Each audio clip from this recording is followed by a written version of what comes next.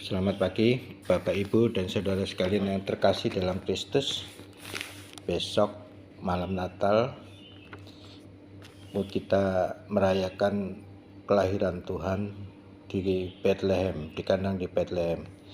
Beribu tahun yang lalu Allah sudah menjanjikan Dia akan datang ke dunia.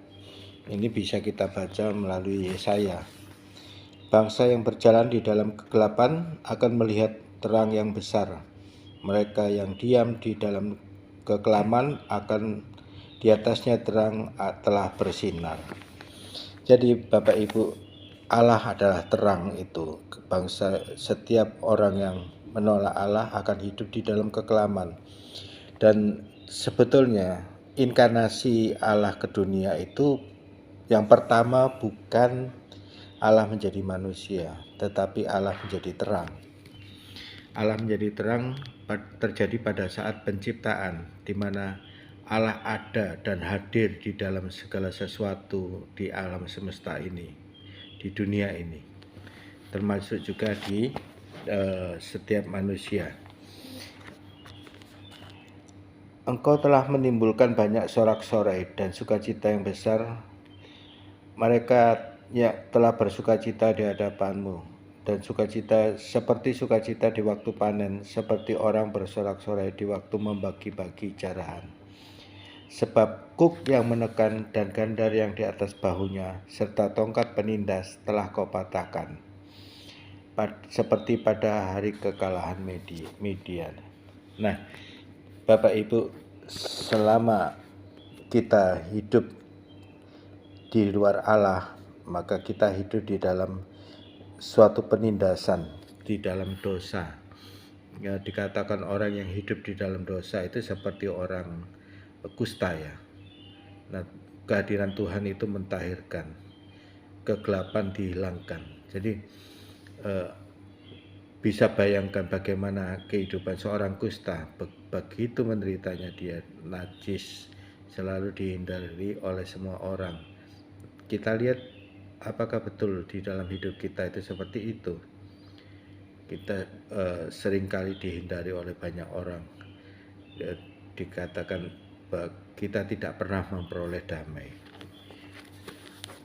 Damai itu hanya terjadi ketika kita ada bersama Allah dan di dalam Allah.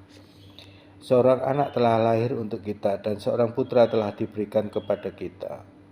Lambang pemerintahan ada di atas bahunya dan namanya disebutkan Penasihat yang ajaib, Allah yang perkasa, Bapa yang kekal, Raja damai. Jadi di sini Tuhan sudah mengatakan bahwa Dia Allah sendiri yang akan hadir sebagai manusia.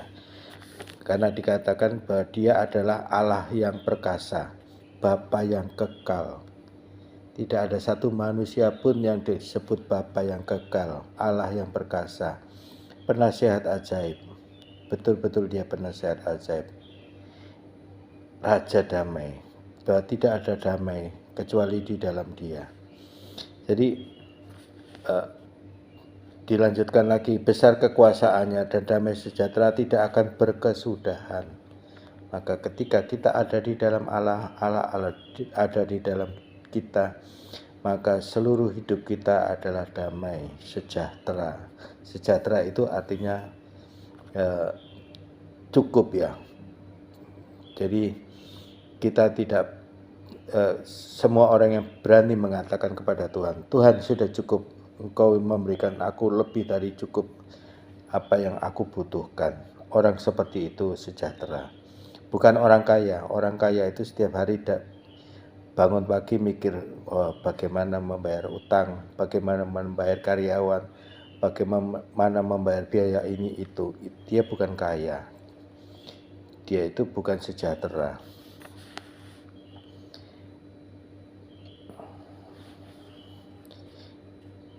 Dia besar kekuasaannya, damai sejahtera tidak akan berkesudahan di atas tata Daud dan di dalam kekerajaannya, karena ia mendasarkan dan mengokohkannya dengan keadilan dan kebesaran yang dari sekarang sampai selama-lamanya, dengan keadilan dan kebenaran.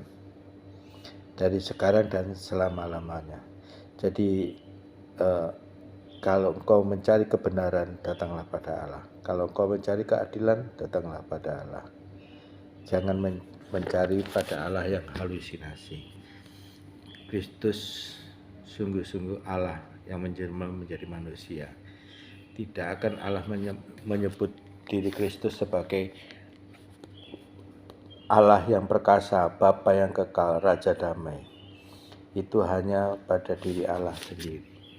Tidak ada satu orang pun yang bisa disebut Allah yang perkasa kecuali Kristus, karena Kristus itu adalah Allah yang menjelma menjadi manusia.